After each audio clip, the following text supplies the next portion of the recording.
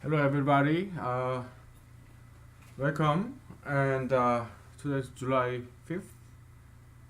So happy belated July 4th, 2008. And yeah, sorry for mismatching of this T-shirt. And what's even more shocking is I'm wearing this sweatpants. Doesn't quite match, but at least I have this Hawaiian shirt and lapel pin and sport coat, and so I'm a little bit out of it. I'm not drunk. I'm sober. It's just I'm tired. I had a very long day and full time job and some other stuff. I work and after work I worked again at home. So and this is my third work, actually fourth kind of working labor that I'm doing today. So yeah. Okay. So yesterday there was I live in Alaska, and in a small town, and we had this nice July 4th parade, and I was part of the parade. There were like 300 groups, and probably I was the only group with just me, one person group, and it was the group name. It was Friends of Hunkili. That's my official campaign committee name that I had to file with FEC and with the campaign bank account and stuff. Uh, but I am the campaign. There's no. It was funny because in the parade, I know announcer introduced each of one of us. There are 300 of us, and when it was my turn, so I was like near the end. Okay, 280 something. So so announced me. I mean my group. It's just me as friends of Hankili, and there was nobody around. So it was just me. I had no friends, and it was funny. I like it that way. Okay. I think I told you I made a movie. Give me 1 second. Let me get a blanket. Um,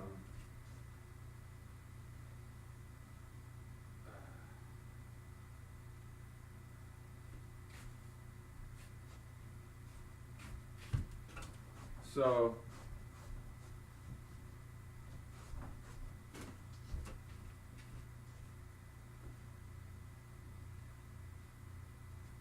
where's my blanket? Where's my blanket? Sorry about that. And so yeah, I had this. Let me show you something else. I made this campaign sign, campaign placard. It took me 2 days, okay, and $200. I made it all by myself.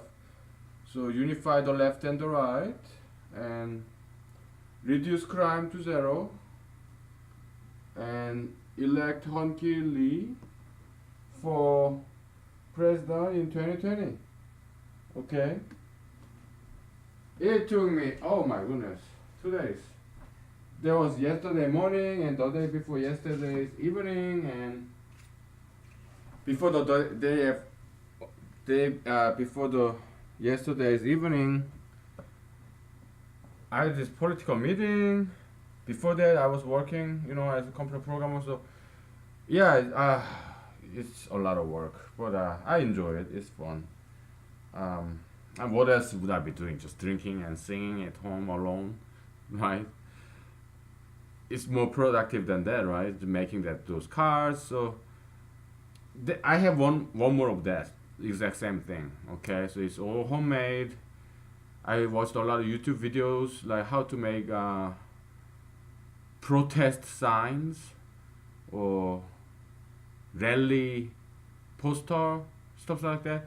Great YouTube videos. Okay, so I learned a lot from that and applied, added my own idea. So it's about a cardboard and photo paper, and I just printed out like probably like 5 letters per 8.5 by 11.5, just regular size paper, but it's photo paper.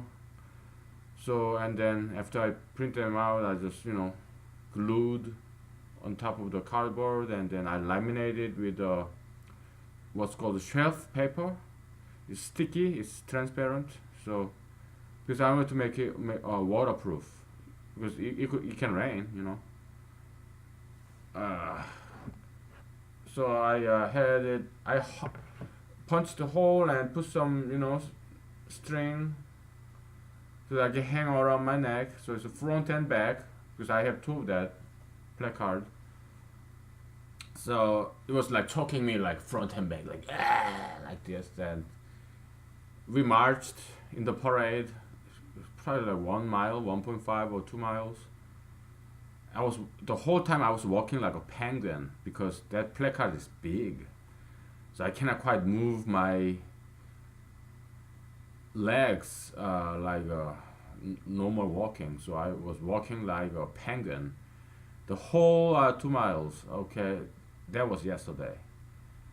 And so it started at 11 in the morning, and we finished like something like 1 o'clock. There was a long line. Most of the time we just waited in line, and 300 groups, right? Many political groups, activist groups, or local business groups, and all kinds, right? Like farmers, and yeah, they were fantastic, and the big crowd, huge crowd. You may think, oh, where will these people come from? Because Alaska is so sparsely populated, and yeah, but there were, man, I heard that like several thousands of people in the parade, and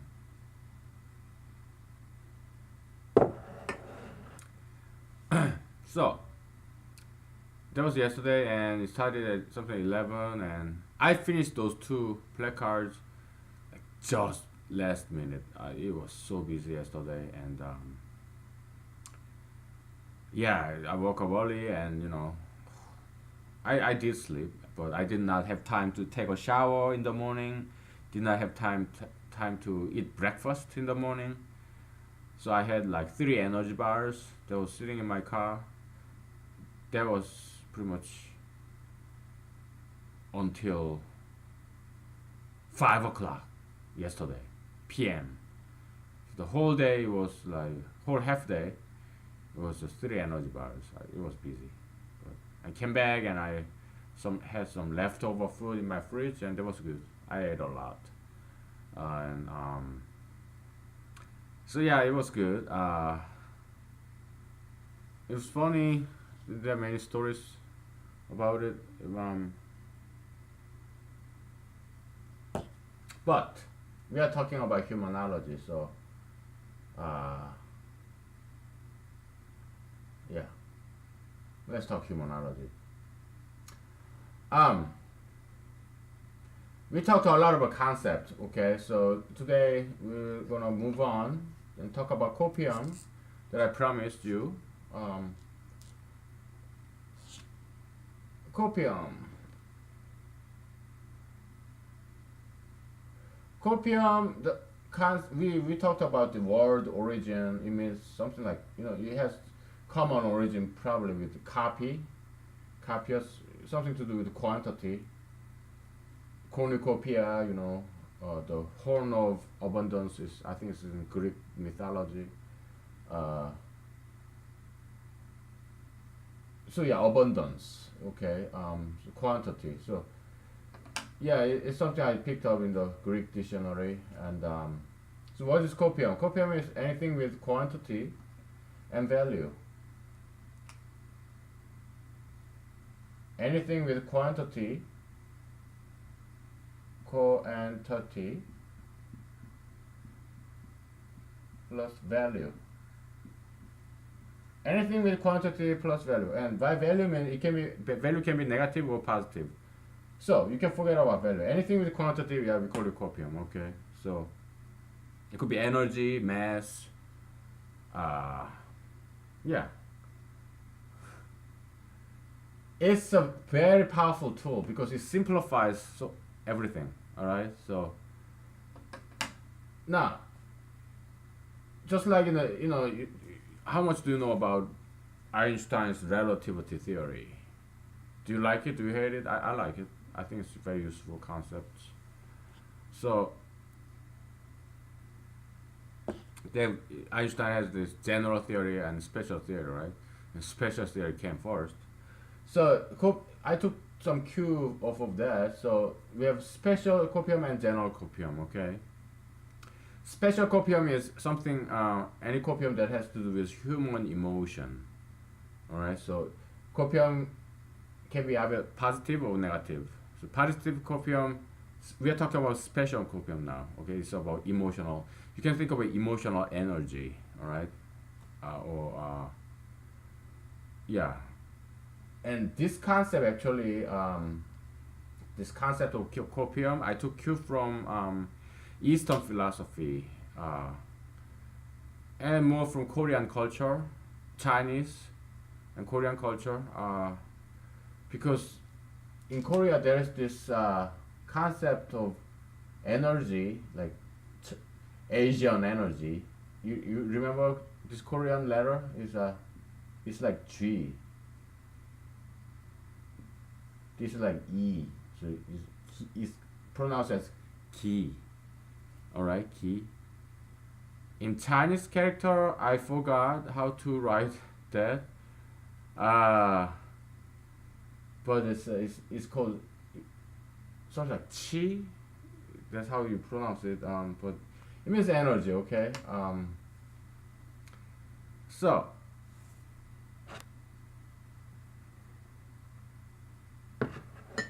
in Korean language, we use a lot of this ki. It means like energy, something like that. But it's a lot more than that. It's more like emotional energy, like stamina or you know, vitality, that kind of life force. Okay.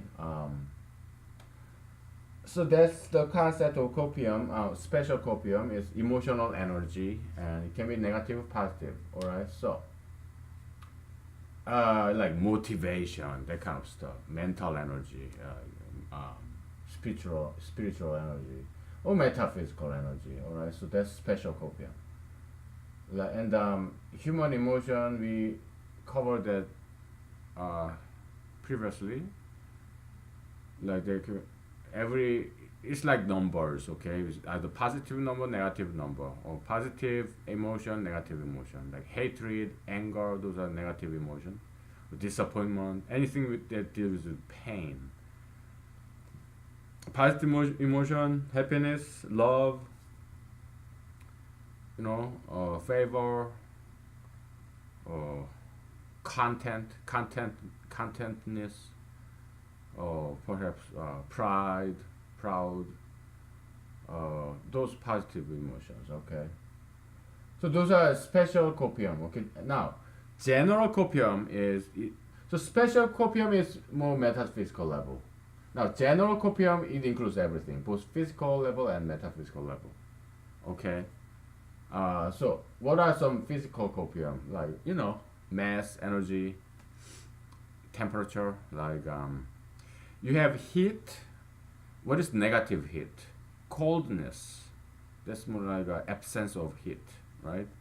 So your body temperature, well, just room temperature, it can be thought as the point of zero in the frame of reference. So frame of reference, if you learn any mathematics, you have x-axis, you have y-axis, and you have your 0 point, right? But in humanology, we talk a lot about one-dimensional space.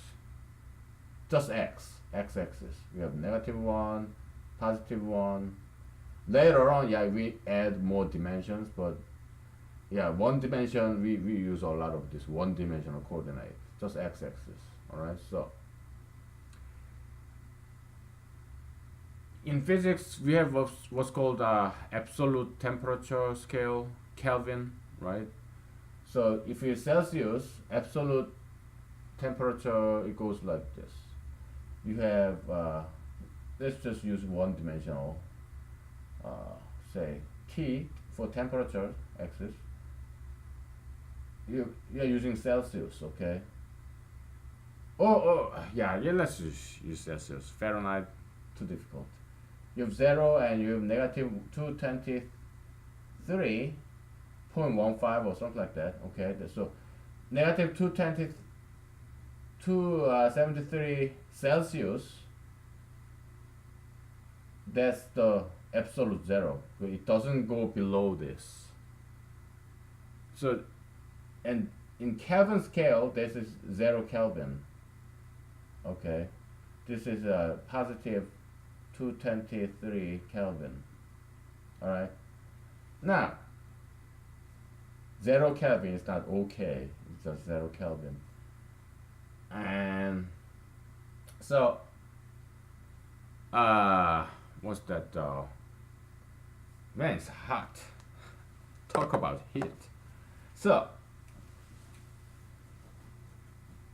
when it's hot, like summer, what's precious to us is the coldness. That's why we turn on the air conditioner. We have ice. That's the concept of this general copium, something that has quantity and something that's value to us. All right, so you have ice in your cup, and then what dissipates is the coldness, because we don't care about heat. We don't like heat. We only want to think about positive things. So what's valuable to us, what's positive in the summer is the heat, the coldness. So, and in winter, yeah, it flips around, right? But our focus is on the coldness because we are now in the summer, right? So that's our copium, okay? So you have ice, and surrounding environment has this hotness, something negative, and this copium, something valuable to us, the ice, the coldness, it dissipates. So basically our environment is stealing our asset, the coldness, the ice. All right, so you turn on the air conditioner to cool your house. Outside the house, yeah, it's stealing our coldness, our copium, something of that is valuable to us. All right.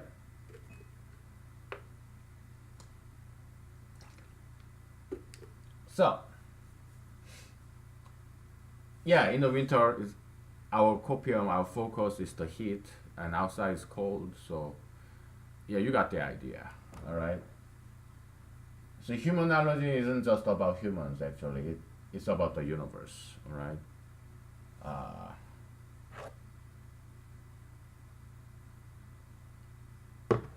Now, let's talk about politics, because I'm running for president in 2020, and yeah, I'm gonna replace Donald J. Trump, and because I support him as long as he's the president. He got my support. He's doing great, okay? But I can do better than he does, he ever can. 10,000 times. I can do 10,000 times better than he ever can and ever could. So that's why I'm running against him, all right? Now, I think we talked about this before, but it's a huge sacrifice for me, and also it will be a huge sacrifice for Donald J. Trump, because he wants to be reelected, but I'm gonna win against him. So it's huge sacrifice for him. So, all right. So we need to talk about copium transfer. We'll talk about special copium, the emotional energy. All right. So we have this competition going on between Donald J. Trump and me, right? So this is Trump and this is me. I go by my last name, Lee, all right? Because it's just easier to pronounce and to spell. So I just go by Lee. Let's say I defeat Donald J. Trump in 2020 November. This man, Donald J. Trump, suffers, so he goes down. His emotional level goes down, disappointment, right? Being defeated by somebody. And me, yeah, my emotional state will go up because oh, I'm happy, victory, right? Achievement, winning. So this amount, the amount of that he suffers is the exact amount that I get happy. All right. So copium is just like energy, just like mass. We are talking about emotional energy, the special copium. It is just like physical world. If you remember back, in humanology, we use the physical world as a model, as a language, modeling language to understand the metaphysical phenomena, right? It's like one-to-one mapping. If you know a little bit of mathematics, it's like mapping, okay? Let's say Donald J. Trump has one apple and I have none, okay? And I take away his apple.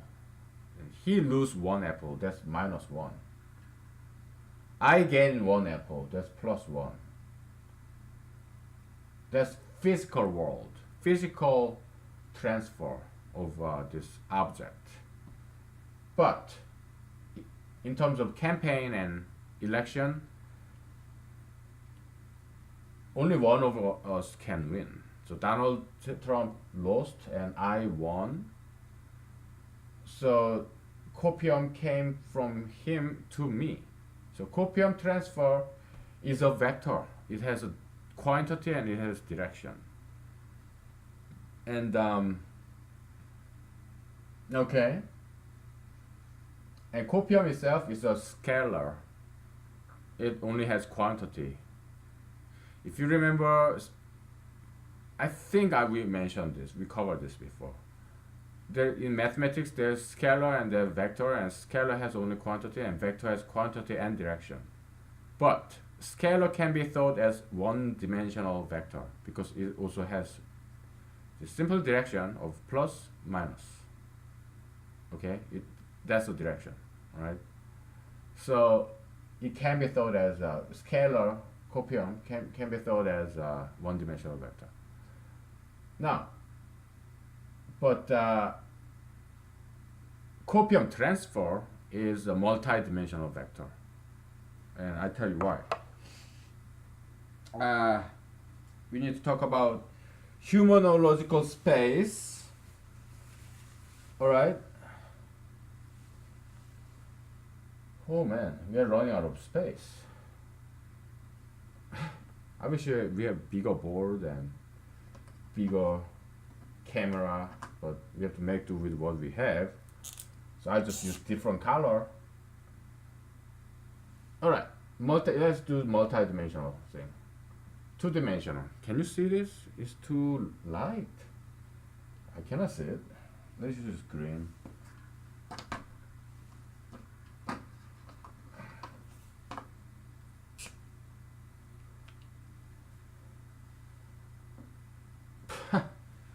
It's light too.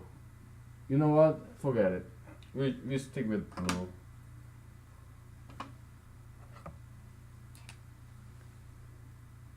We'll stick with blue. So you have x-axis, y-axis. Now, this is humanological space, okay?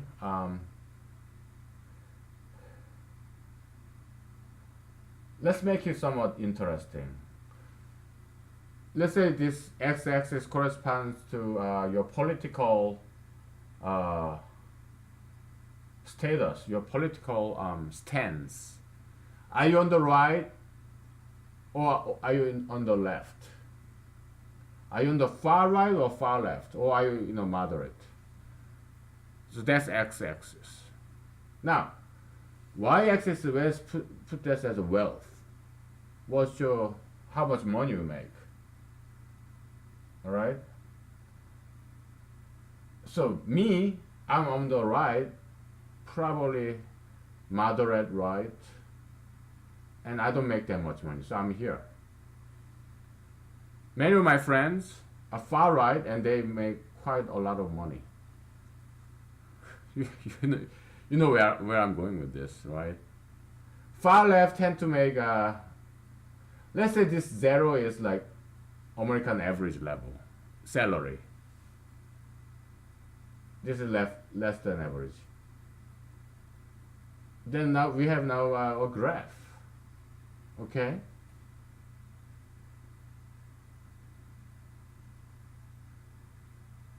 Yeah, so you can even give you the equation. Let's say wealth equals your political direction, something like that. Like y equal x, y equal 2x, right? So, yeah, I'm just giving you a very simplified uh, example how humanology use mathematics, like physical tools, in order to explain metaphysical phenomena. All right, this is one example. There are many, and you can come up with some too. So, modeling is, we talked about this. Modeling in engineering and science, it's not like runway model with all the beautiful ladies. No, no. In mathematics, engineering, science, modeling means we use mathematics in order to capture the physical phenomenon. All right, that's mathematical modeling or engineering, scientific modeling. We model the natural phenomena into this using these mathematical equations and mathematical concepts. All right, and mathematics isn't all about equation. There are also humanology. You heavily use set theory by Georg Cantor, German mathematician. You know, Venn diagram, right? Yeah, we're going to use that a lot later on. Yeah, so this is just, geometric algebra, algebraic geometry, Cartesian coordinate by René Descartes, the French philosopher mathematician. So,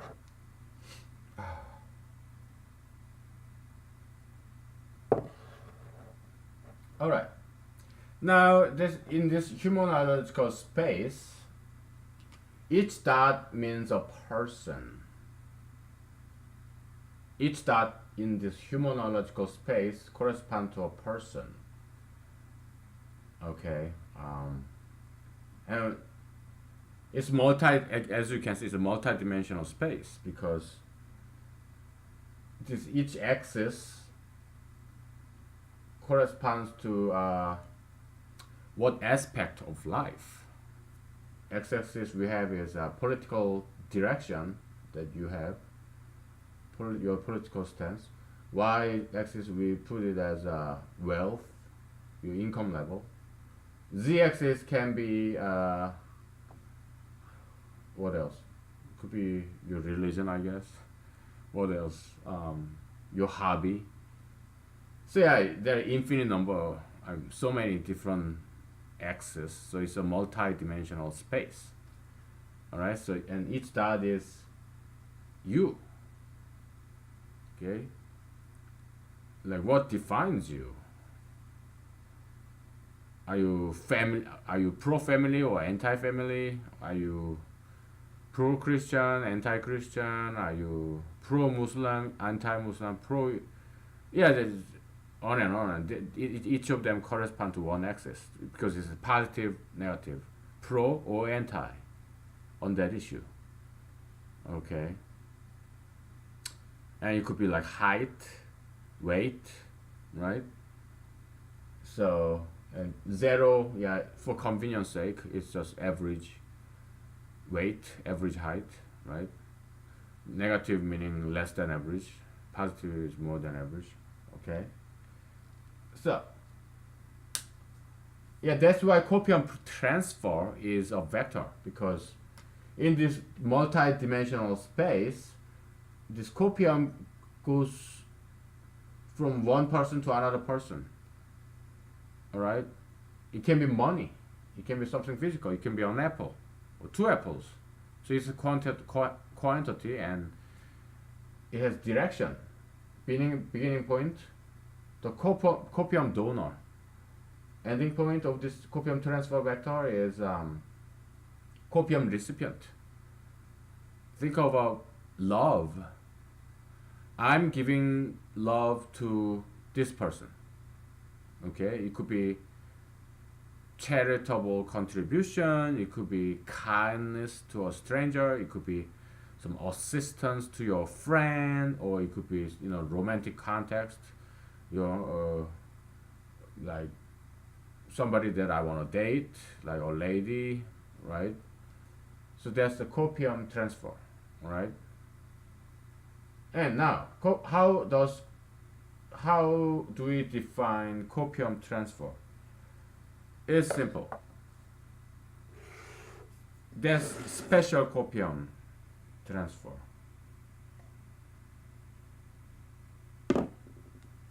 It is defined like this. I'll just say it because we are running out of space. It's easy. You're person A and person B. We say there is copium transfer from A to B if A suffers pain and B enjoys pleasure, and both emotional events are caused by one common event. Alright? So A is suffering from pain, or some pain, and B is enjoying some pleasure, and both emotional state changes were triggered by one event. Then we say copium has transferred from A to B. Okay? It is universal in a human world, the copium transfer. Let's say I'm a bully and I'm making fun of that guy. Okay, that guy suffers, and I'm having fun, making fun of him. Copium transfer from that guy to me. Okay, I'm taking away his happiness. I'm happy at the expense of him. He's suffering, and the more he suffer, the louder I laugh. Yay! This is funny. Okay. And so that's one example. And what other example? Let's say I'm making this product, like the campaign placard I made, campaign sign, campaign poster. I suffered a lot. It was a lot of work. Then I take it to the parade, and people look at it. I wasn't very popular because they don't know me. Okay, I wasn't very. Other groups were very popular. The group, but I wasn't popular at all at the parade. But a few people liked it. All right, because it's kind of, I try to make it very avant-garde and artsy. Not everything is like perfectly lined up. But there was some white space. Well, first of all, I didn't have time to cut them off. But second, I thought it was kind of avant-garde, experimental design, kind of artsy, artistic. So I left it there. So some people liked it, okay? So they enjoyed it. And I suffered making it. Okay, so copium transferred from me to them, the audience, right? So that's copium transfer. And some of them came to me and took picture with me, took picture of my campaign sign. There's a huge kindness. So copium now also transfer from them to me in terms of kindness. Okay, it took them some guts to do that to me. I mean, the taking picture of me, it took their effort of taking picture or coming, walking toward me, and hey, I like your sign, saying those things. It takes their energy, but they did it out of kindness, and it made me very happy. All right, so they suffered not like too much pain, that labor, okay, that effort, okay, and that made me very happy. So they used some of their energy, and my happiness went up. So copium transferred from them to me. Okay, so that's the concept of copium transfer. It's more quantification, mathematicalization of human emotion that we often call love, kindness, generosity, all that stuff. Okay, because mathematics about simplification. Okay, so we just say human emotion as a positive or negative, and then there is a vector. It transfers from here to there, just like this. It's quantity and it has direction, so it's a vector, copium transfer, right? So as you can see, that's humanology. It heavily relies on mathematics, physics. All right, it has nothing to do with psychology or psychiatry. No, this is something new. All right, because as we mentioned many times before, humanology will replace psychology, just like I will replace Donald J. Trump. All right, so that's the goal. I believe it will happen. I hope it does happen that way, but it's not up to me. It's not up to you. It's up to God. Okay. Um, but He gave me all this knowledge, so there has to be a reason. I don't think He would just waste it. I don't think He gave all this to me just to satisfy my ego. I don't think. I hope not. I told you many times I wrote like 25 novels. It's just one book series.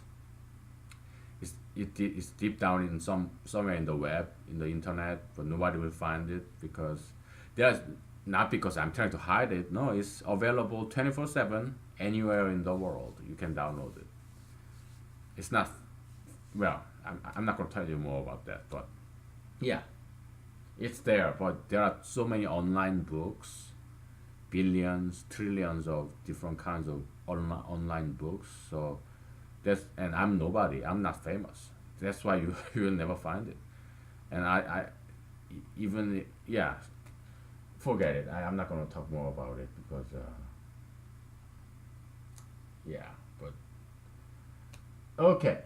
So in those books, it's a novel. It's a fiction. So maybe God gave me all this just to make fun of me, to torture me, because I have all these fantastic ideas, but nobody's paying attention to them and to me, and I'll be just a computer programmer in Alaska until I die at the old age of what, 95, whatnot. Who knows when I'm gonna die? I don't know. So maybe God's gonna just torture me because I want to be famous and share my knowledge with other people, but I'm never gonna make it until I die of old age of 97 as a computer programmer in Alaska. And yeah, they would, but that's not too bad though.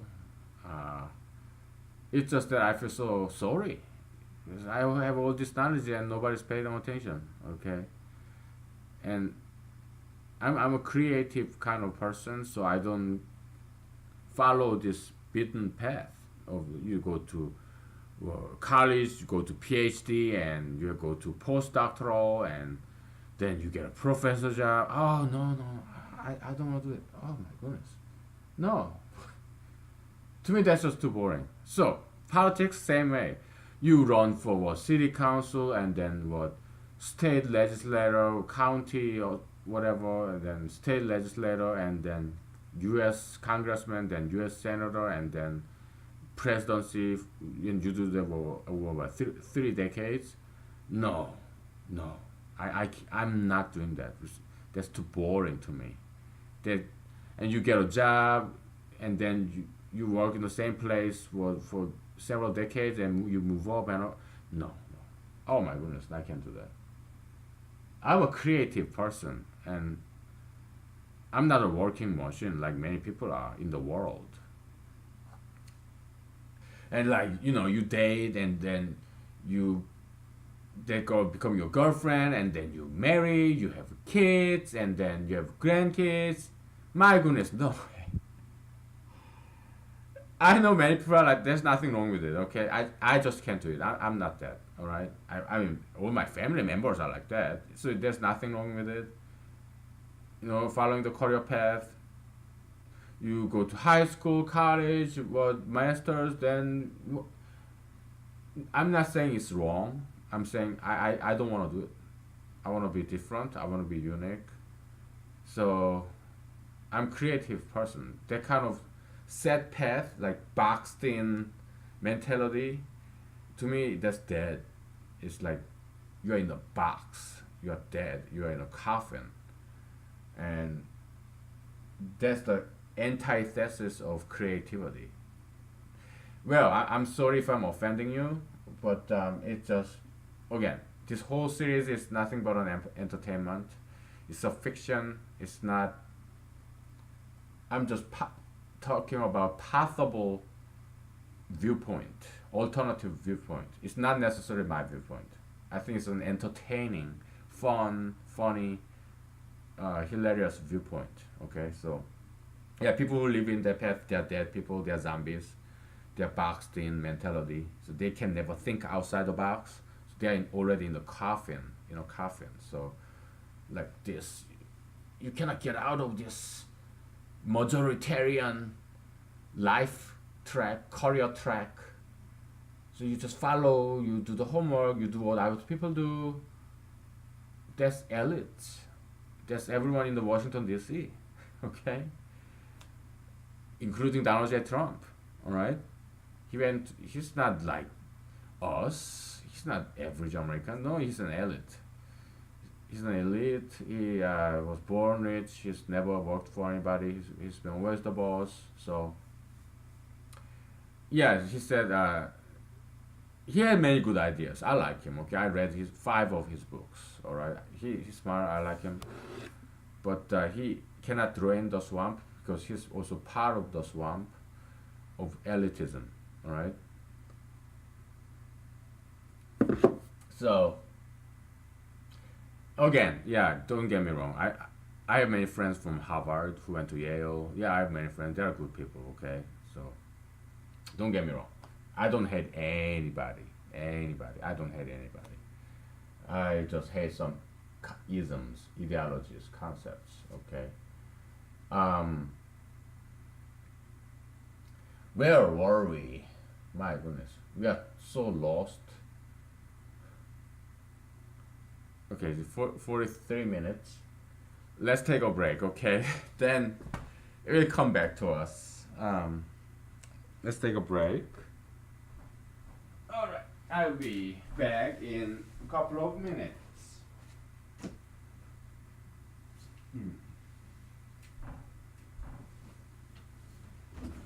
Okay.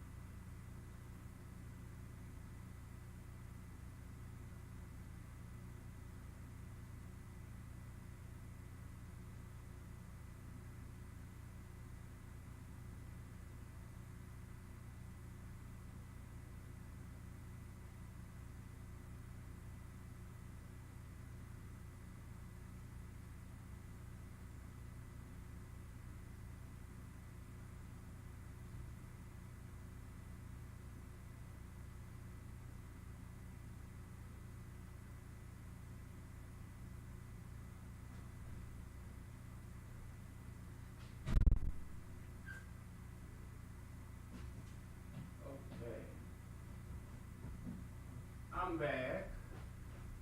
Let me wash my hands.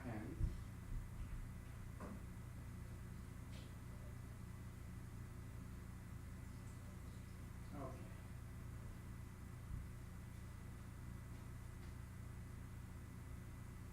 Alright, I'm back. I'm really back.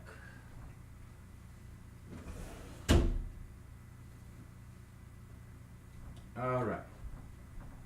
So let's talk about copium transfer a little bit more. So we talked about special copium transfer, which is on an emotional, metaphysical level, pain, pleasure. But there are copium transfer in the metaphysical level that deals with these physical entities as well. Let's say you have a cat. Oh no. Let's say your friend has a cat, and you hate this friend's cat. You love your friend, but you hate this cat. That cat is naughty. All right. That cat, she doesn't like you, so you hate this cat. So when your friend is in a kitchen, you kick his cat. Okay. Okay, let's say that's your girlfriend's cat. Okay, so your friend, your girlfriend, you're a man, all right? So you have a girlfriend, and she has a cat, and you hate that cat, and you kick. Let's say that cat is male. Okay, you kick him because that cat is very very jealous of you. Like you have sex with your girlfriend, and that cat hates you because that cat is male.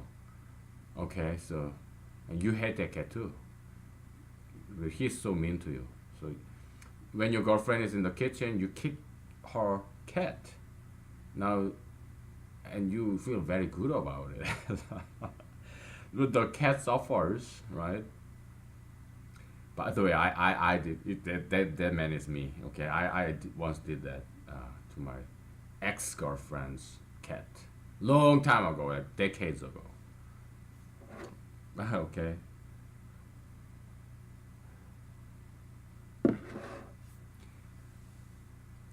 The cat suffers and I feel happiness. All right, so copium transferred from the cat to me because that change of emotional states are linked by this event of me kicking that cat. Okay, so that's the copium transfer. Now, about a year ago, 2 years ago, 3 years ago, there was this leftist people tearing down, destroying this Southern Confederate statues, right? Of General Confederate General statue. Is it statue or statute? I don't know. Do you know that figurine that figure artistic historical monument? You know what I'm talking about. Oh, I'm just so out of it. Anyway,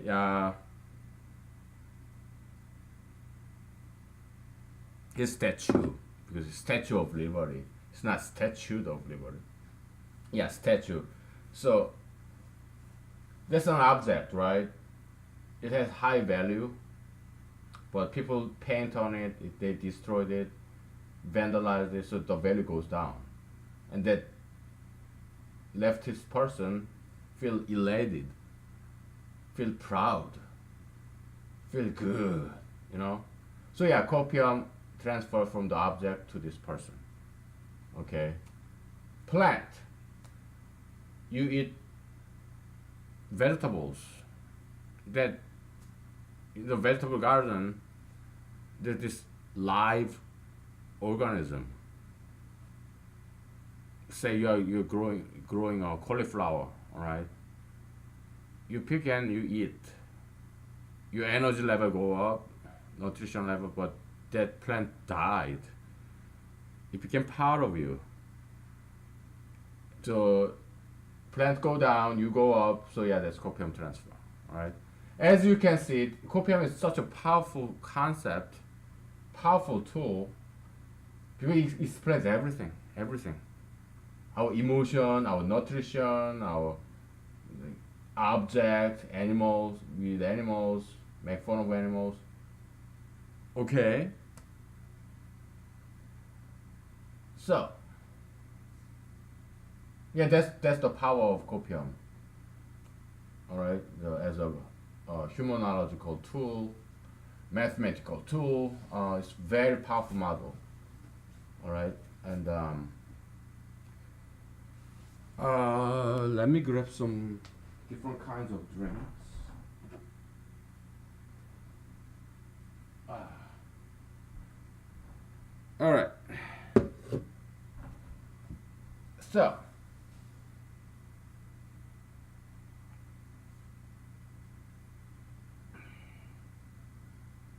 what else?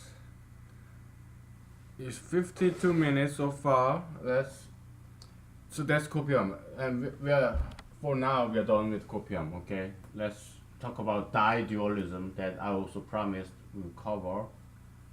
Okay. Uh, Di-dual, you know the Tai Chi symbol, you know Pepsi Cola symbol, logo. Even you see even in the Korean flag, South Korean flag, kind of looks like the number 69. Don't get don't get all excited. But it's just the way it is. All right. It looks like this. You've all seen it. Tai Chi symbol. Okay. We're gonna plot this in a. It doesn't look good, does it? We're gonna plot this in a Cartesian, two-dimensional Cartesian coordinate. Okay. We have a circle centered at the origin, and we have two semicircles inside of it. All right, so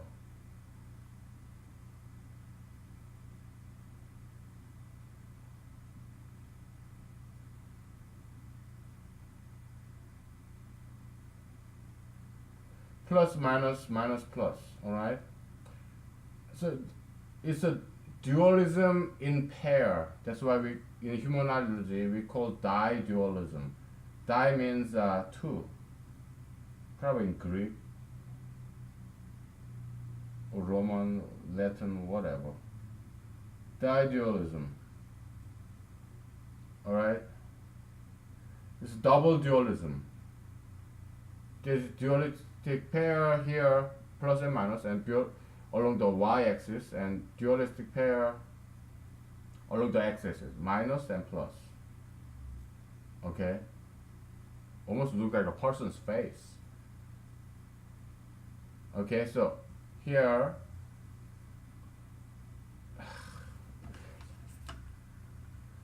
I guess I shouldn't drink and draw.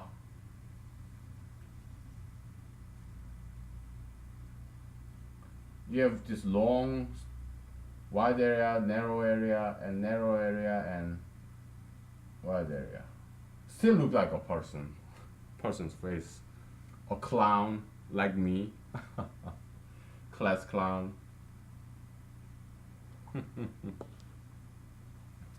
Doesn't look that happy, huh? I'm sorry. So funny. I just like making jokes. Anyway. So yeah, this is di-dualism. In humanology, it's based on Taoism in China. Okay, long like millennia of history in that. It's Tai Chi, Taoism. Okay, and the energy key. I think I can't remember how to write it in Chinese. I think this is how you do it. Probably this is the qi. Maybe you pronounce it qi, qi. this the one in the centerpiece. I think this means rice. You know, Asians eat rice like Westerners eat bread with rice. This source of energy, and this uh, maybe it means strength because I think this pronounced as chi, something like that. In China, because China, Korea, Japan, we use Chinese characters a lot. Okay, so in Chinese characters, this means strength, like force. In Korean, we pronounce this as a yok or ryok.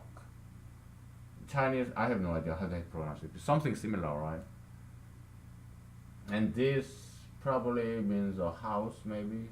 I'm not sure what this means. The Chinese case is very beautiful, and it's just beautiful Chinese characters. Chinese calligraphy, very beautiful. If you don't like China, I'm sorry, but I love Chinese culture. Chinese politics, well, I guess they're just like any other countries, right? They're ambitious, and we have to watch out for that because we do not want China uh, invade us or anything like that. We don't want this. So, yeah, we have to be on the watch, on guard. Yeah, that's for sure. Just like any powerful nation should against any other powerful nations. And but Chinese culture, there are a lot to learn from. A lot to learn. All right. Like drinking culture, for example. Okay, so, like people like Confucius, Lao Tzu, all these Chinese legendary poets, artists, saints, they drank every day. Okay, so in Asian culture, drinking is not a vice but a virtue. All right. So not alcoholism or this stigmatization. That's something very recent. It's very contemporary. It's something new. So we need to destigmatize alcohol and tobacco. Okay, because America was not like this like 5 decades ago. 5 decades ago in America, yeah, just look at all these black and white movies back in the days, in the 50s, 60s. Yeah, they all smoked cigarettes, they drank whiskey, even like 007 movie. I mean, it's British, but shaken but not stirred, all that stuff, and whiskey. Yeah, it was a virtue even in America, okay? Even in Western culture. And once you start stigmatizing tobacco and alcohol, then people start doing other things like marijuana that disables your short-term memory formation capability. That's far worse than alcohol or tobacco. Okay, and you start doing tattoos, piercings. Those are addictions. All right, so they are far worse than tobacco and alcohol. Okay, or all these drugs, opioids, cocaine, methamphetamine, crystal meth, heroin. Yeah, yeah. It's because we started to stigmatize alcohol and tobacco, so people don't drink and smoke anymore, so they do something else that is far worse. So the solution to all those drug problem is restoration of alcohol and tobacco. And what I will do as the president in 2021 January is to promote proper and healthy drinking and smoking culture. Okay? Not by law. I'm not going to do anything with the law because I believe in the free will of the people, God given free will. So I'm not going to make any laws, try to make laws or executive order. No, no. I'll just talk because look at the Bible, it's just words, it's the spirit. So to me, because I'm a Christian, solution to any problem is not money, it's not law, it's not military, but it's the spirit. Okay, that Christians call Holy Spirit. All right,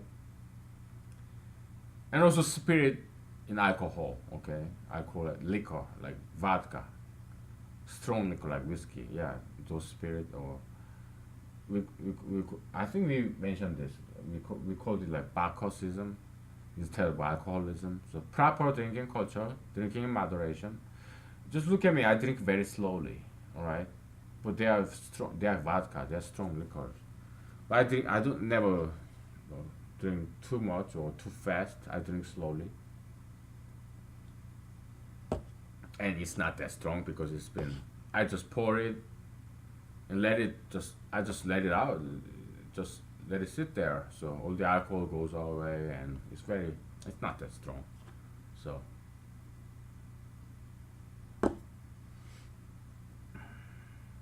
so yeah, proper drinking culture is from Asia, not just from Asia. I mean, French people, yeah, they teach how to drink red wine to children, okay? Because so that you drink properly, you control your intoxication, okay? So yeah, and smoking, yeah, I have only like 5 puffs or 3, 4 puffs per session, smoking session. That's it. I don't smoke just the whole cigarette. No, I smoke like 1/3 of cigarette and just save it. I never litter either. I put it right back in the cigarette case. All right. So yeah, and so I smoke like maybe 3 cigarettes a day, if that. All right. Yeah, I smoke very in moderation. It's all about self control. Okay. All right. So the idealism. Can you guess what this has to do with copium transfer? Can you guess?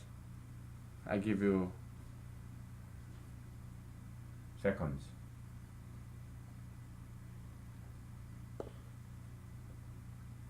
Not minutes, seconds. Any guess? What's this idealism have to do anything to the copium transfer?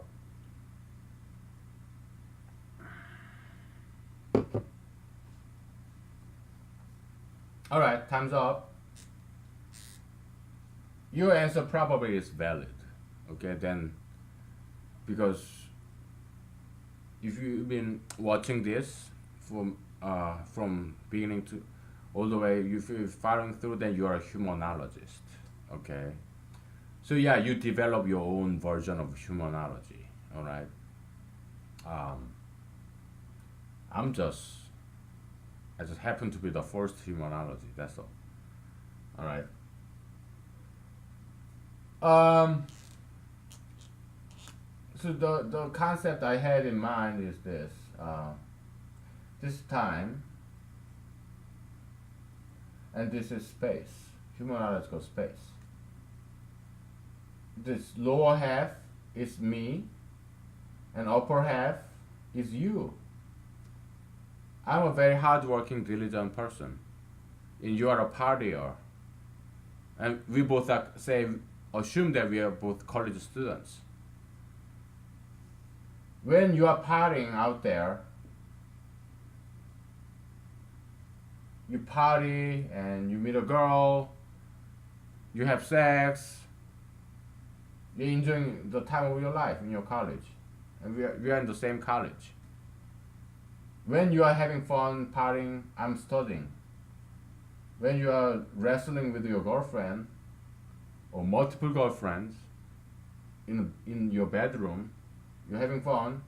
I'm wrestling with books. Okay? 4 years later, I get a fantastic job. You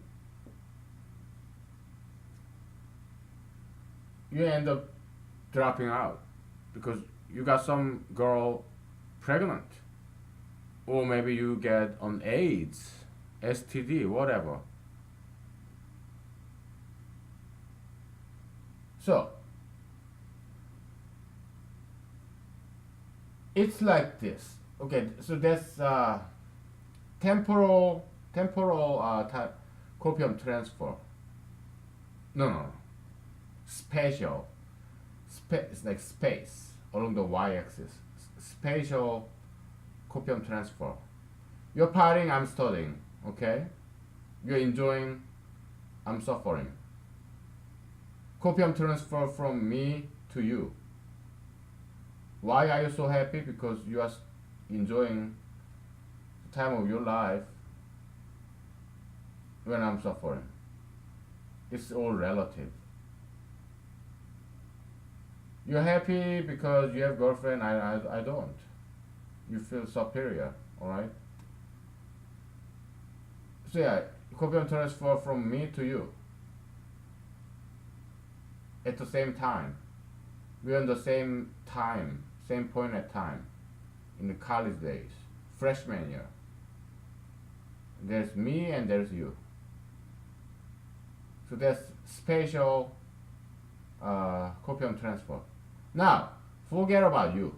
There's only me. We are looking at this lower half of this didualism diagram. Okay, this lower half. It's just me. I'm suffering now, but I'm enjoying later in the future. I'm suffering as a freshman, but I'm enjoying during the senior year because I got a job lined up. Like 6-digit figure, whatever.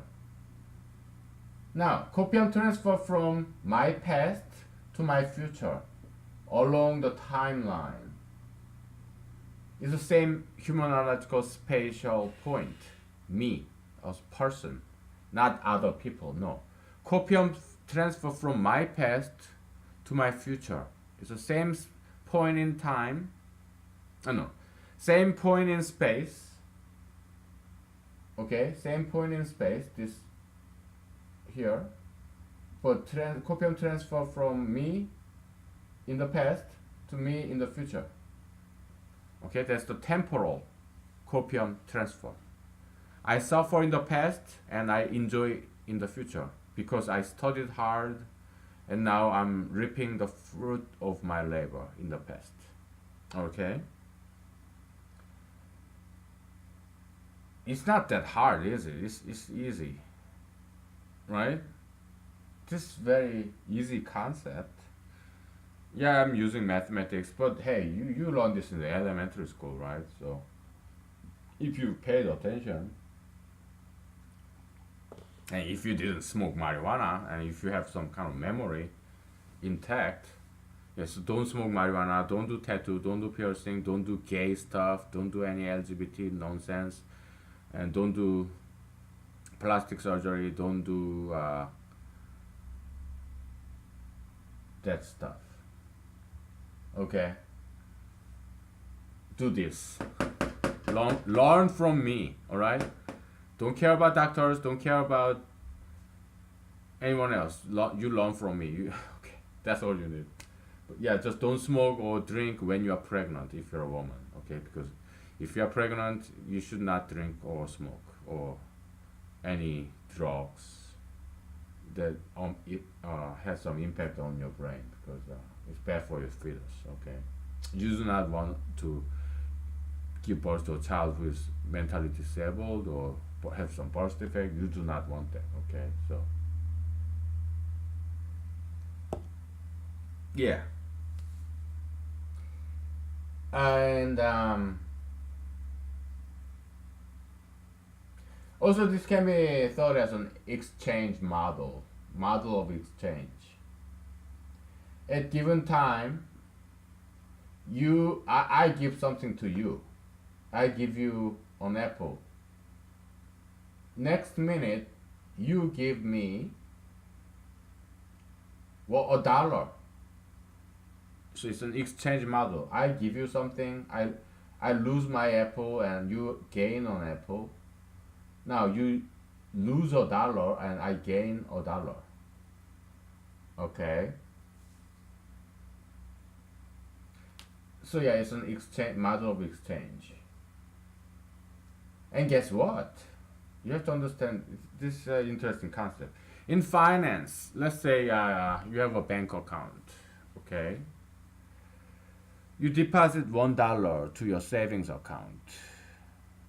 All right. There's a bank and there is a you So you give a dollar, you deposit. You are creditor. Bank is your debtor. Okay? Because you deposit your money to your savings account to this bank, you are a creditor. Bank is the debtor. Because bank is like borrowing your money, this dollar, and they invest to whatever, like stocks or bond, venture capital, whatever, right? So yeah, they use this money, and then later, year later, whatever, months later, you take back your money with a handsome interest. You got 1 cent. Okay, that's your interest. All right. One thing about stocks, stock market. All right, it's a bit of gambling, baloney. Yeah, there's some problem with stocks. Okay, bond market is good because you pay back, but stock market is kind of fraudulent. All right, because so securities is basically bond or stock. Okay, so let's say there's company. All right, the companies, corporations, IPO, initial public offering, whatever. When you start okay, you start small, right? You have small business, and it goes public. It becomes a corporation, public corporation. That's when you issue stocks so that people buy your stock. So you start as a sole proprietor, right? Just one man. It's just you having this small business, okay, or grocery store, or car mechanic store, mechanic shop. Say you're sole proprietor, so all your money, or maybe you borrowed some money, but it's just all you. Then it grows, and it becomes a small company, and like LLC, limited liability company, and then it gets even bigger, and you start buying out other business.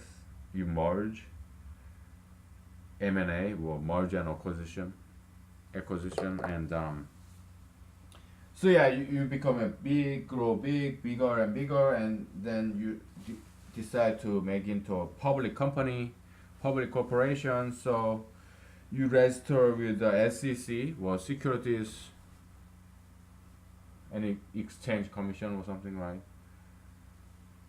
I took many different classes in my law school, in undergrad, so I know a little bit about everything, like science, finance, law, because also I study independently by reading books and on just going to Wikipedia or any websites. So I know a little bit of everything. Okay, I was also in the entertainment business and something small, not big, but yes, I know a little bit of everything. Okay, so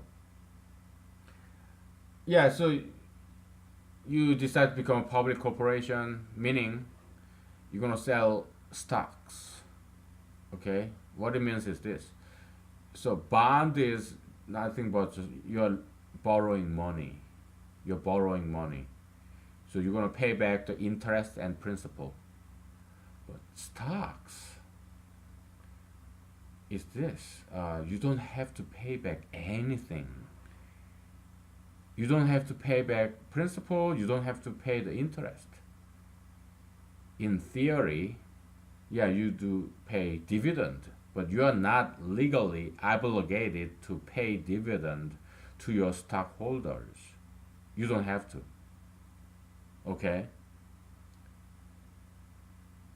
And then, so you don't have to pay back the dividend, which is like interest. You don't have to pay back the principal, which is like buying back the stock. So you are the corporation, and this investor, whatever, they buy your stocks, as an initial public offering (IPO). That's the first time you issued this stock to the general public. Okay, so somebody buy your stock, meaning he's giving you money, but you don't have to pay back. You don't have to buy this back from him, and you don't have to even pay the dividend at all. Okay, so this person who bought this stock from you, the only recourse this person has is to use the secondary stock market to sell this stock to somebody else on a at a higher price. Okay. Okay, then there's the secondary market purchaser. Okay, let's say the initial IPO purchaser is A, secondary market stock purchaser is B. You still don't have to pay this B your dividend, or you don't have to buy it back, which is like a paying for principal basically. You're not legally obligated, but if this person is a bond purchaser, then yeah, you have to pay the interest, you have to pay back the principal eventually. Okay. Yeah, there's secondary market for bonds too, but so stocks are kind of fraudulent in that sense because you don't have to pay back. Okay, that's the cause of Great Depression. Okay, you ask like economists who won the Nobel Prize. You ask the Fed chairman, Federal Reserve chairman. They're not gonna tell you this. Why? Because maybe they don't know, or maybe they're too afraid. Okay, but stock market is very fraudulent. All right. So what happened in the Great Depression is this. There's this stocks in the roaring 20s, 1920s. That's where Henry Ford came up with this model something, this black car.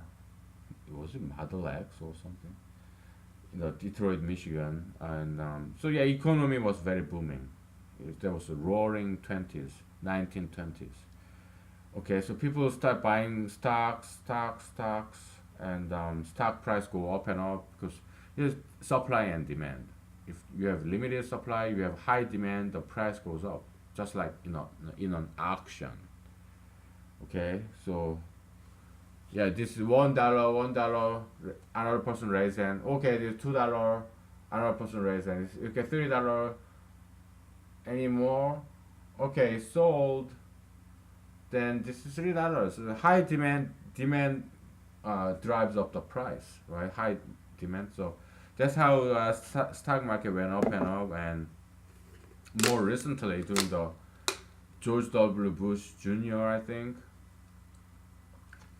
there was this housing market bubble, right?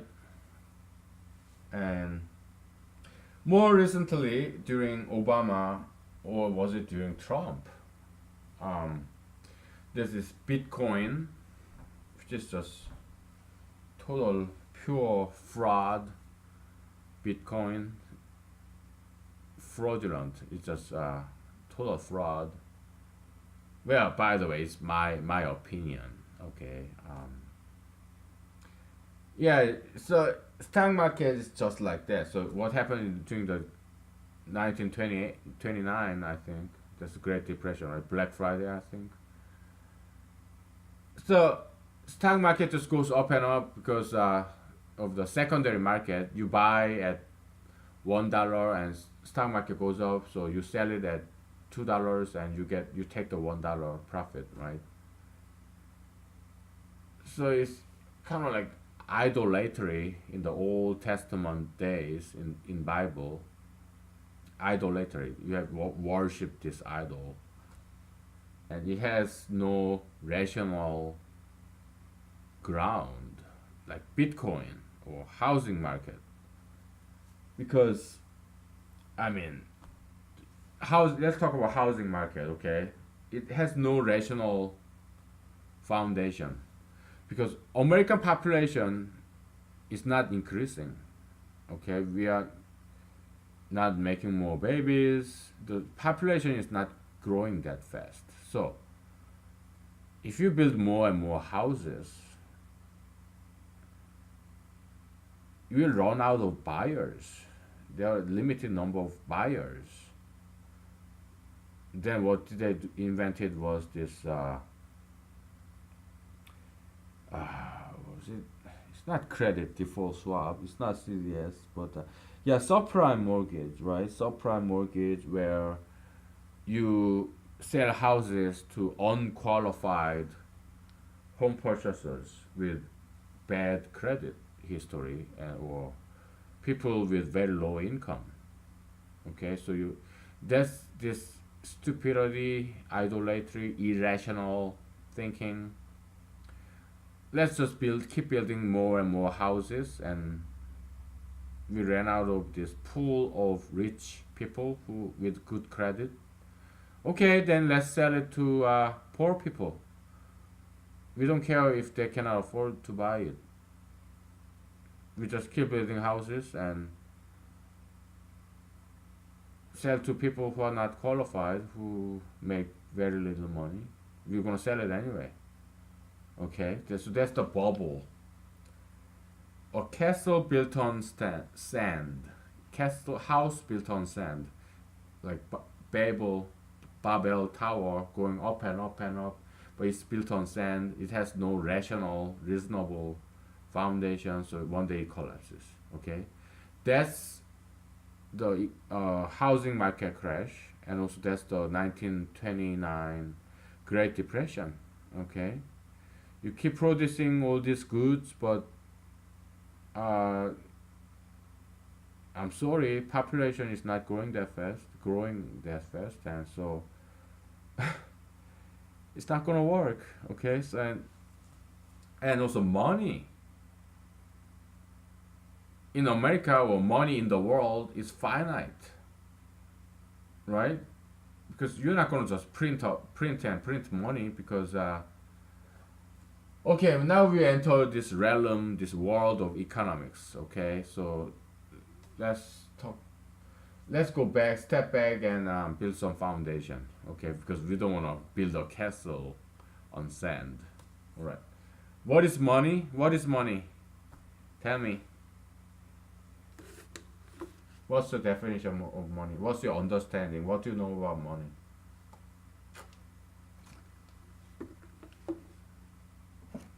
I give you 30 seconds this time.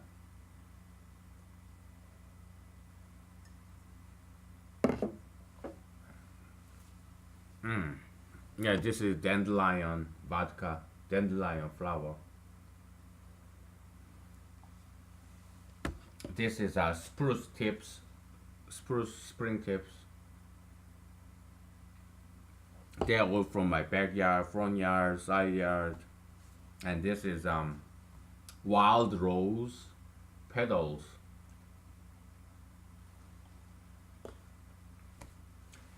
Okay, time's up. So money, what is money? It's it's just it's a symbolism, okay, of goods and services. All right. Before money, we have this barter system. So I'm a farmer of apples. You are a farmer of oranges. So we exchange apple with orange. I give you one apple, you give me one orange. That's barter. Okay, but it's too inconvenient because you want my apple, okay, I'll give you my apple, but I don't want orange. I'm allergic to orange. All right, so I want banana. All right, so this banana grower farmer, yeah, he wants orange, so he exchanged his banana with your orange. Okay, so and you happen to like orange, I am banana. Okay, then you have one banana that I want. Okay, but so yeah, we can exchange my apple and your banana, but there's this delay in time. You have to wait. I have to wait until you exchange orange and banana first. so that I can get my banana from you. Because I don't want your orange, all right? And this banana grower, banana farmer does not want apple. He wants orange. Okay, so it's three-way exchange, but and it takes too much time. Okay, so that's why how people invented money. Originally, it was with a precious metal like gold, silver, copper, iron, something that's durable. Okay, so that's the origin of money. Okay, and money is nothing but this mirror image. It's one to one. Okay, so you have one apple, you have one orange. He has one banana. I have one apple. Then we have optimally we only need $3. $1 for you, $1 for him, $1 for me, because there are only three goods, three fruits, one apple, one banana, one orange. So we only need $3. Okay, no more. All right. So the quantity of money is optimal when the totality of goods and services of this nation produce matches the amount of money. All right, that's the optimal. And so, but if you produce more, if you print out more money, you know what happens. What is it? Yeah, you know what it is. Inflation, right? So it's easy. So let's say we have $2. I mean, okay. So there's you, there's him, banana, you, orange, me, apple. All we need is just $3, right? But we happen to create $6 instead. Okay. Now the price of apple is $2, and price of banana, price of orange is just $2. So it doesn't make any difference. It's just two paper bills instead of one. That's inefficient. It's unnecessary. Okay, that's inflation. It's inefficient. It's unnecessary. Yeah, you can print out two in one paper bill instead of one. You can just put $2. What's the point, right? So that's what happens when you print out more and more money. Instead of putting one in this one paper bill, you put 10, you put 100. It takes more ink. This point is stupid. Okay, that's inflation.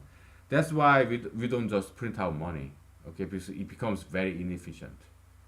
Okay, because during the back in the early 1900s, early 1800s, inflation happened in Netherlands with the tulips, right? And also inflation happened during the Germany in 1900s because they thought printing out more money would make them rich. So it turned out it's so inefficient. They have to carry all these paper bills to just buy one apple. Okay, all this bag of paper bill to buy one apple. That's inflation. That's stupid. That's inefficient. All right. So, how did we get here? How? Oh, okay. Depression. Great Depression. So that's why we don't print out just money and money and money. Okay. There's limited number of money. That is mirror image of the goods and services that a nation produces. Okay. So we in the 1920s, just before the Great Depression, people start to invest in stocks. Money ran out. There are only so much money. Okay. So stock price reached this apex on top of the hill. There is no more money to drive up the price because money ran out. What goes up comes down, right?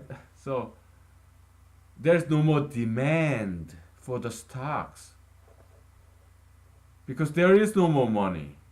It ran out. All the money that the nation had is invested in the stocks. all the disposable incomes.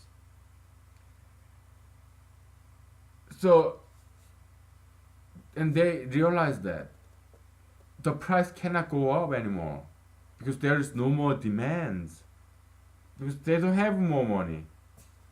They realize that, so okay, if stock price, I bought this stock at $10 and it cannot go up to $11. So what should I do? I have to sell it. Why? Because I cannot make any profit. Nobody will buy my stock that I bought with $10 with $11. There's no more money. So I have to sell it right now. Okay? That's the market crash. That's the Black Friday. Because once you reach the top, the price will start going down because everyone wants to sell it. It's supply and demand. Okay, if there are too much supply, the stocks, there are too much stocks, people who want to sell, and there are very little demand who want to buy, the buyers, very little buyers. It's inverse auction. You have 10 sellers, you have one buyer. That's reverse auction, inverse auction. Now, the sellers compete with each other for this one buyer. How they do it? They lower the price. Hey, I want to sell you. Oh, hey, I want to sell you. I want to sell you. Okay, so, and this buyer says, okay, lower the price. All right, so sellers compete with each other and start lowering the price. That's the stock market crash in 1929. All right, and all right.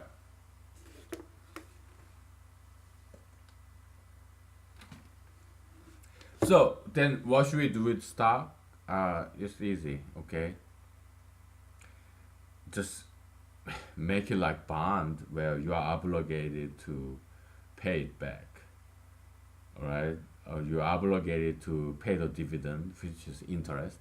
You are obligated to buy back the stock, which is the principal. Okay, it's that easy. It's so easy. Okay. Yeah, secondary market is fine. There's secondary market for bonds, right? So that's fine, but they should be obligated to pay back. Okay, and that way we can regulate, we can prevent the Great Depression. All right. So yeah, it's all the same. Housing market bubble, it's all the same. Okay, so yeah, so that's the bubble and economics, and it's been 1 hour and 34 minutes, and we covered the idealism, copium. So okay, let's stop here. Okay, okay. Bye. Thank you.